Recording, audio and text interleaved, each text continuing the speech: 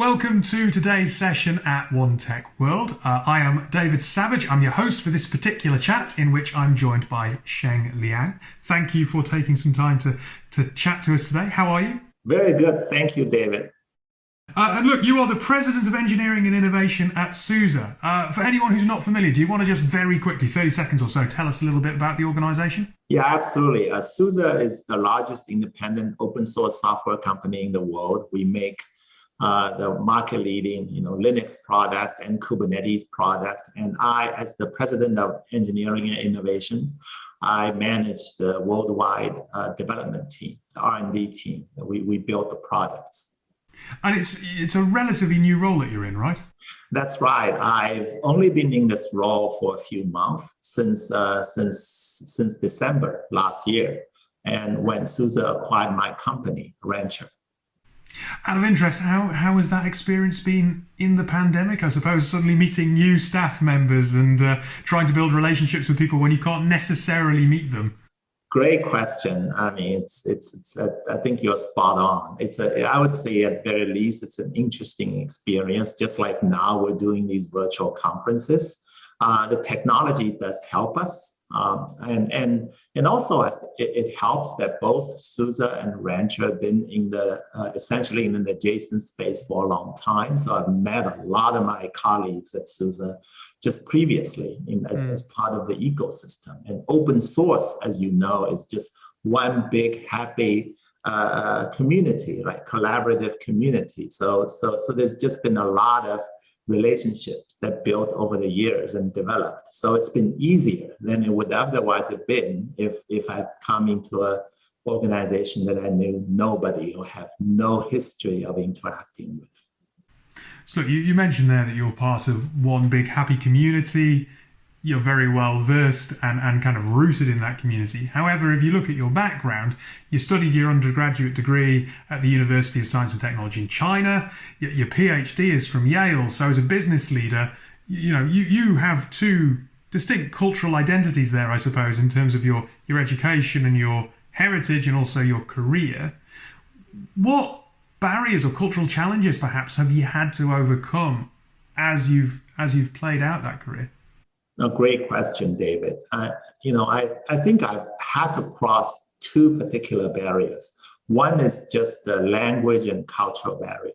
I grew up when China was still relatively undeveloped. So as a result of that, I wasn't really exposed to a lot of things. For example, today, folks all over the world would have access to, and then I have to learn that. And really, the second the big transition I had to go through was when I came to the U.S. to attend my PhD program in the 90s.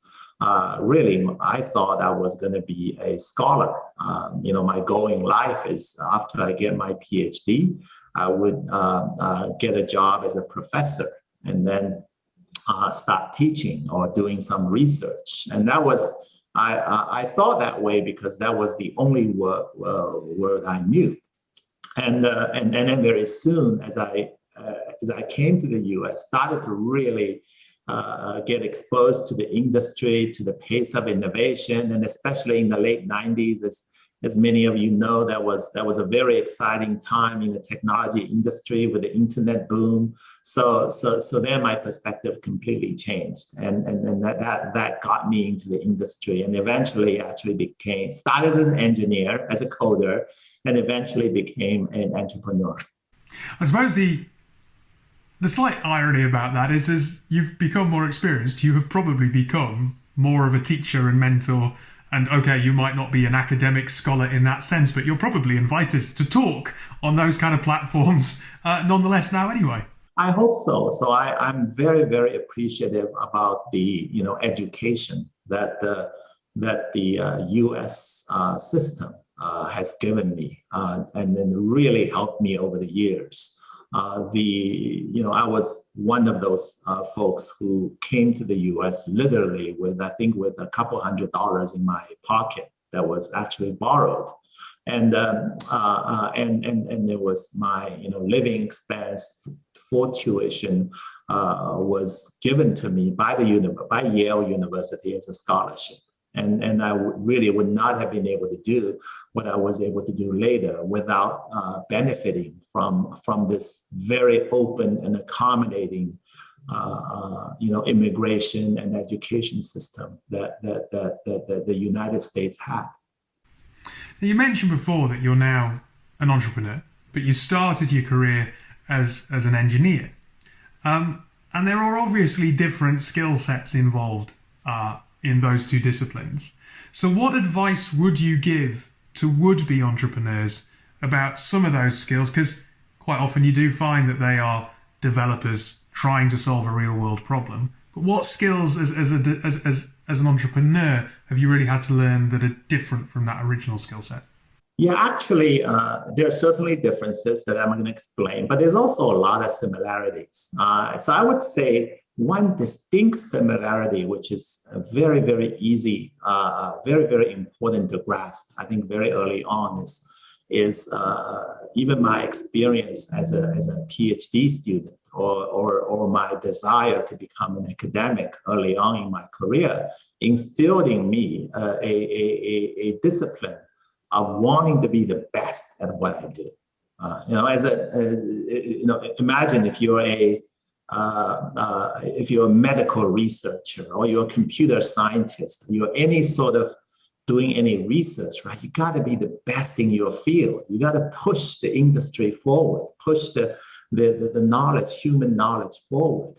And it turns out that it's very much of the same. That's why I always, I think one of the biggest learnings I've had over the years is just by doing every step of the way my best, being the best at what I do, and actually achieve the pinnacle of the achievement, whatever field you're in, it benefits from whatever the next field you're going to get into. So it's very important. But specifically the business skills, obviously once you get into business, all of a sudden the understanding of the market or the ability to formulate a product and the ability then to convince other people to buy your product. Those skills you have to acquire along the way. But again, if you deeply look behind it, it's rooted in your ability to communicate, your ability to have certain degree of design and taste, right? And your ability to understand people and your ability to actually have enough knowledge so you know how to get things done, either by yourself or leveraging the right expertise. So I think that's why I always tell people, if whatever future goal you might have, or a lot of people just say, I don't even know what I eventually wanted to do. Just be best. Try to be best at what you're doing right now. I love the aspiration to try to be the best. There's also the realization you can't necessarily always be the best. And it's interesting, you start talking about business there. I often get the feeling that would-be entrepreneurs sometimes don't recognize where their weaknesses are, especially as their organization grows. And actually, I'm always impressed by founders and entrepreneurs who realize that maybe they're not the CEO or even board level, and they slot in at the tier below because they realize that's where they add value. Do you reckon that's something that enough entrepreneurs recognize? Yeah, I think so. I mean, I think one of the things as an entrepreneur you'll realize very quickly is you're not good at everything, right? You're good at some things. And like many things in life, you'll realize your value is never, like jack of all trades aren't necessarily successful, but folks are generally compensated disproportionately with success for something they're really, really good at.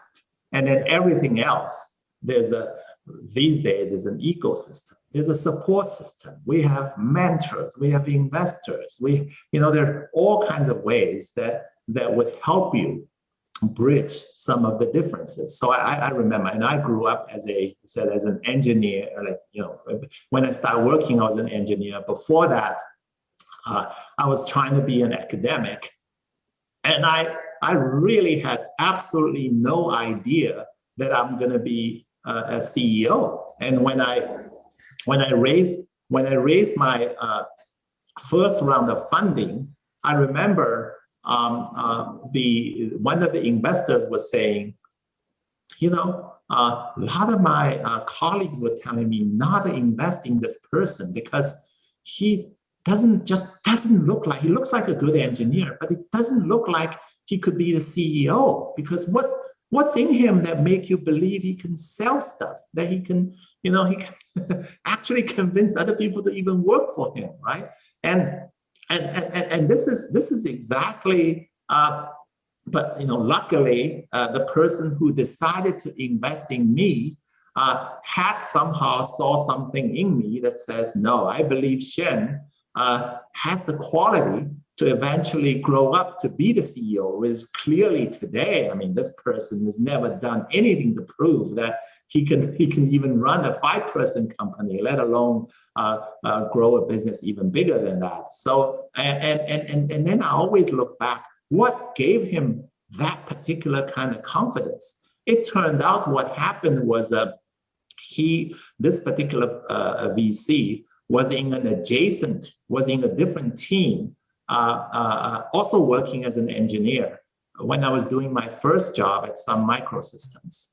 And because I think like I was saying, I always applied my best. When I was an engineer, I literally, in my mind, I was trying to be the best engineer as I could be. And in some sense, just my willingness to apply myself to just be better at it, somehow everyone else is doing it, that somehow left an impression on him. Then 10 years later, when he became successful and became an investor, he's like, okay, who should I invest in? Okay, there's Sheng. He's completely unproven, but I remember he was very good at this one thing he did. It impressed me even 10 years later. Therefore, I'm going to bet my own money, bet my institution's money in him. It's funny, I would suggest that was less of a slight on you, Sheng, and far more of a slight on the investment community at the time. And if you look at how the CEO is now perceived, they might make their choice. Well, they do make their choices slightly differently. You mentioned there about a willingness to apply yourself. I'm not necessarily interested in you saying what areas you felt that you needed development in or kind of picking holes in your own character, but I would be interested to know how you, beyond just applying yourself, how you tried to upskill, how you tried to address areas where you felt there were weaknesses that you could improve. Oh yeah, there's always weaknesses, and I tell you, all these things have to be driven by some of the bigger goals you want to achieve, right? So, for example, at one point I was in a very comfortable zone, just being the best programmer I could be. I felt like I've mastered the skills of coding. People wanted me to write something. I could probably write pretty good code, and I probably am more productive than most of the other coders in the world. I don't think I was anywhere close to being the best coder, but I was pretty good, and I was pretty comfortable. But then I realized no matter how hard I worked, there's only that much code I could write. So I really wasn't able to actually produce, the next web service, the next e-commerce site, some of the truly bigger things I wanted to do. So that kind of naturally pushed me toward the direction of becoming a manager. Like you realize, it's not my desire to be a manager wasn't driven by the fact that I view myself as a leader, this is my destiny, or I thought managers got paid more. I mean, it wasn't really like anything like that. But the purpose is to get there, so now you can do what I could do, what I was trying to do, but at a bigger scale, right? The same thing with starting companies. I ended up starting a number of companies and then become the CEO because I was the sole starter. But I must tell you, before I started companies, back then my goal in life was literally finding a good place to work. It's that was in my upbringing, and I didn't grow up, selling lemonades or being a childhood entrepreneur. There wasn't even such a thing. But I wasn't particularly insightful back then, so I didn't know Google was going to be the next Google. Back in maybe it was easier to join, right? So I didn't realize didn't even have the foresight to see these things. But eventually, when I realized it kind of these responsibilities, opportunities then fell upon me to make things happen. Then at that point, because I was pretty good at doing some of the other things I'd done before, and because I had just enough reputation to attract enough seed capital to kind of get my efforts started, and because I so wanted to do what I wanted to do, and it pushed me in this fairly uncomfortable CEO position. I still remember, put myself down as a CEO of a 2-person company, 3-person company. I was like, what? I mean, first of all, it seems like a joke. What kind of company is this? Second, am I really up to it? Am I being fair to those 2 other employees that somehow I'm convinced to join us? Would those guys be better off, joining some bigger, more established companies? So there was a lot of feeling of inadequacy, the all kinds of imposter syndrome. So this is all very, very natural, right? And I immediately started to feel I'm inadequate in so many ways, in business thinking, in selling, in communication, in in public speaking, just anything. Like I'm just so far from where I need to be. And then one of my best experience, if I'm talking to you as the reason they wanted me to talk is so to give the perspective of an entrepreneur. I must say, really the best thing I got of my entrepreneurial experience is this learning, is the ability. I feel like I've always been in, I came to the U.S. and with a scholarship from Yale, and they kind of paid me to do that, and actually got better as I got into entrepreneurship. I still got paid by investors, but then my learning actually got even more intense, and I thought I got better even faster. So the best thing I got out of it is a lot more than money, but it's the learning I've had over the years. But you touched there on learning. We've got a couple of minutes left in the session, and I am really keen for you to share some of your insight around, and you have alluded to the fact, by the way, that predicting the future is not easy. But as an entrepreneur, as someone who is speaking to a conference where people have been invited from schools and from education and then coming back into the industry, where would you suggest that those people focus their efforts in terms of their skills and their learning over the next decade to position themselves as best as they can in our industry? Absolutely. So I personally work in the computer industry, obviously, so do many of you. But the most important thing in my mind that we should learn is how to build something. So it used to be that the only way to build something is if you know how to code yourself. But it turns out today, with the division of labor, you can also be a very good builder if you're not a coder, but you're a designer. So you have impeccable taste, right? You're not a cameraman or a actor yourself, but you're a screenwriter. That works too. You can also work in a creative movie industry and create the next Oscar-winning hit. But I think fundamentally, I'd say the most important thing is just the ability. You don't have to be able to do everything yourself, but you have to be able to map out in your mind, like, I like to create a business, say, like Twitter or like Uber, but you have to have some idea how you might be able to make it happen, and one way or the other through a combination, and you have to have some useful skill to contribute. And I highly encourage that.